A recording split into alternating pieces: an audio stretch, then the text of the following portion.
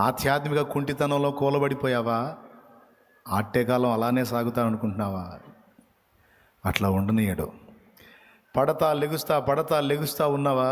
నిన్ను నిలబెట్టి తీరుతాడు ఆయన. ఈ అత్తగారింటికాడ ఈ బాధలు ఎంతకాలం? నాకు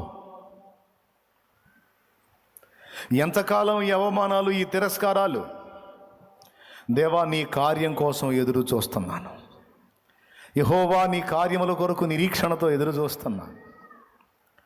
యెషయా అంటాడు, యెహోవా కొరకు ఎదురు చూచువారు నూతన బలం పొందుతారు.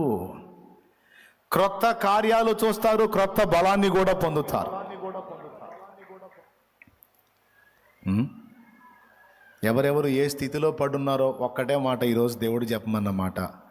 నేను ఈ స్థితిలో పడున్నాను, నా గతి ఏంది అని అడిగిన వారికి ఒక్క ముక్క చెప్పవా ఈరోజు అన్నాడు. అది చెబుతున్నా.